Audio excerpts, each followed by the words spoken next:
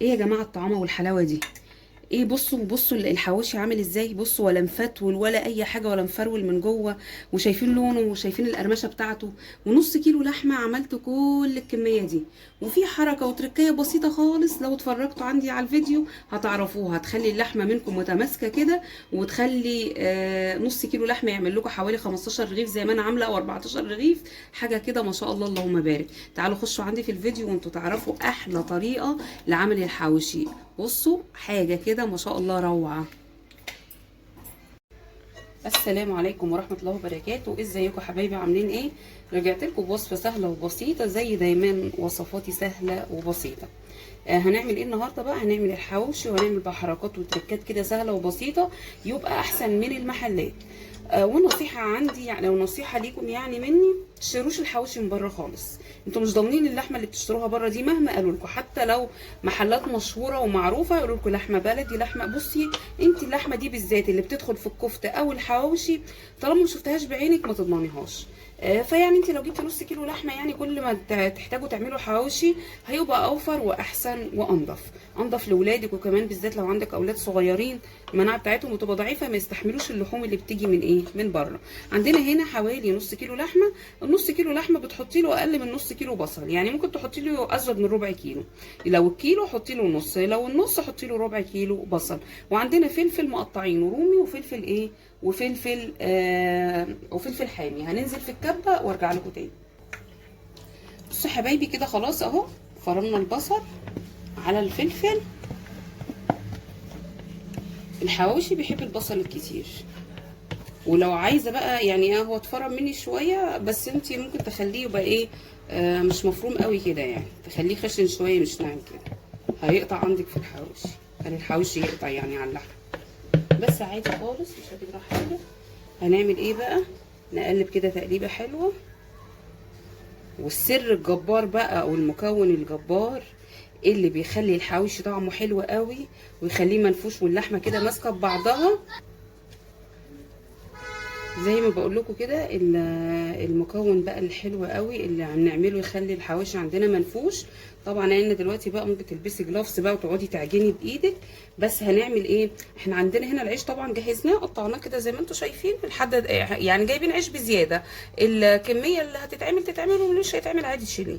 عندنا هنا بقى رغيف عيش بلدي، انا كنت ايه نقعاه في ميه، كنت نقعاه ايه في ميه. هتجيبي الرغيف ده كده وتنزلي على الايه، تقطعيه كده وتنزلي على البصل واللحمه والفلفل اللي عندك.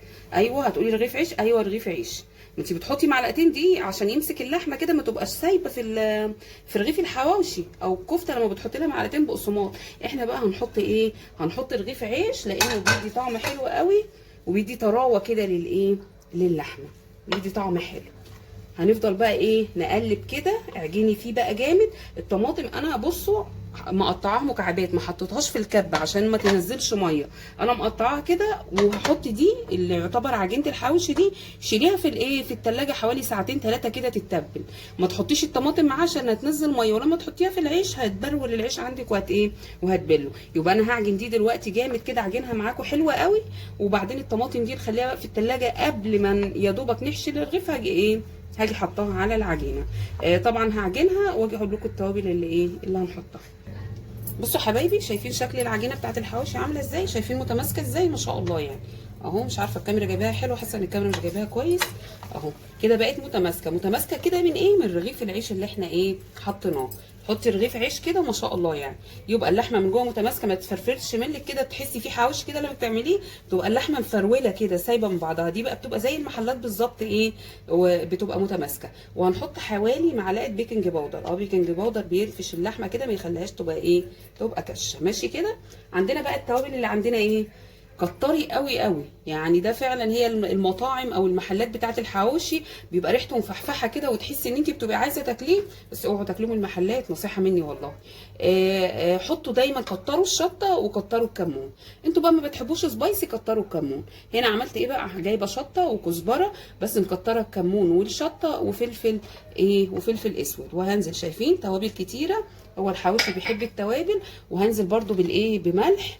الملح اوعي تحدقيه، انت برضو ايه هتحطي وتدوقي، تدوقي حته كده من العجينه لما ايه، لما تعجنيها تاني. بالتوابل خلاص.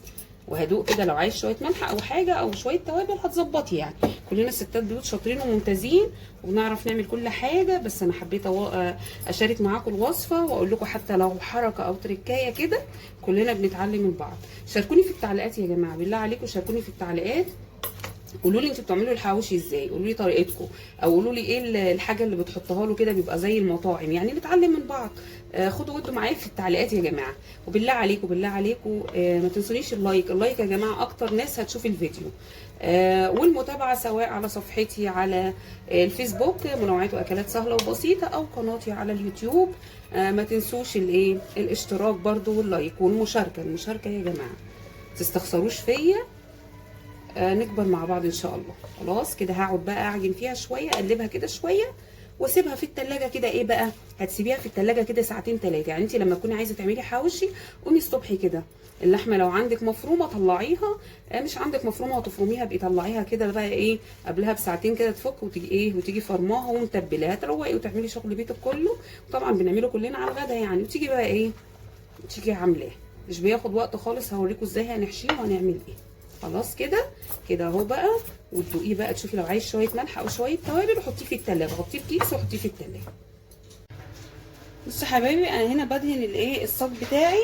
حطيت قطعه زبده بلدي، حتى هتلاقوا كده القطع بيضه اهي، مش لازم تسيح قوي، على شويه زيت بس عشان تدي ريحه. انتي دهني الصاج اللي عندك كله، انا عشان الكميه كبيره هدهن الصاج كله، عشان انتي كده هتحطي العيش دلوقتي هوريهولكم. ما تدهنوش بقى من تحت.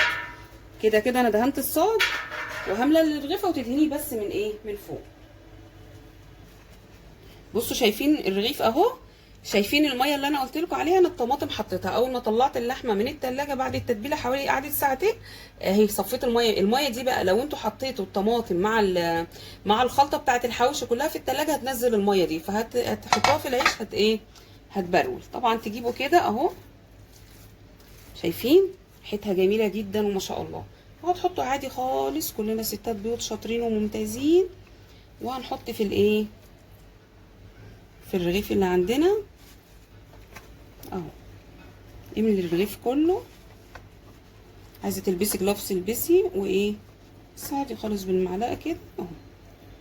هنملى الرغيفه كلها وندوس كده اهو كده، بس انه كله اتملى كده. مش هندهنه بقى من هنا، لا هنحطه كده على طول وندوس عليه.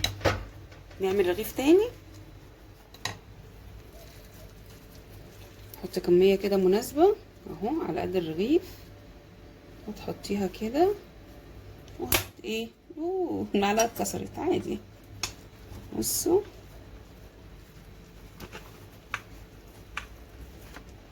تحطي كده، تملي الرغيف حسب ما انتي عايزاه ملي قوي، عايزاه نص نص، براحتك خالص. ونضغط كده اهم حاجه اهو، وما ندهنوش زي ما انا قلت لكم. هنحطه كده، هندهنه بقى هنكمل الصاج كله، وهندهنه من فوق الوش، وهنحطه في الفرن في الرف اللي في النص على درجه حراره حوالي 200. اول ما يحمر من فوق هتقلبيه كده انت هتبقي دهناه من فوق. انا بقول لكم بتبقوا دهنينه من فوق، فما بتدهنوش تاني، يا دوبك هتقلبوه كده. هو كده اهو احنا دهنين الصاج. اول ما يحمر كده من الفرن هتيجوا قلبينه الناحيه التانيه من غير ما تدهنوا، لان انتوا هتدهنوا الوش كله الزيت على السمنه البلدي، او سمنه بلدي بس، او سمنه عادي خالص مش بلدي، او زيت بس، يعني براحتكم. دي الماده الدهنيه دي حسب رغبتكم. ونحطه في الفرن كده يا حبايبي. خلاص اهو كده دهنا الحواوشي زي ما انتم شايفين ما شاء الله. شايفين نص كيلو لحمه عمل معانا كام رغيف؟ عمل 14 رغيف. وهوريه لكم لما يطلع من الفرن مليان، يعني مش ان انتوا مثلا تقولوا ده مش مليان من جوه، لا حاجه كده ما شاء الله اللهم بارك. دهناها بقى من فوق الوش، هنحطه في الفرن، ولما يحمر من تحت نقلبه تاني يحمر من فوق، واقدمه لكم احلى حواوشي بقى جنب شويه بطاطس محمره، جنب شويه مخلل، شويه كده كاتشب ومايونيز، اي حاجه. بصوا اي حاجه جنبه كده يعني هيبقى جميل جدا ان شاء الله، واحلى من المحلات، واوفر واطعم وانضف. احطه في الفرن بقى وارجع لكم. بصوا كده يا حبايبي، شايفين ما شاء الله لسه مطلعينه من الفرن اهو.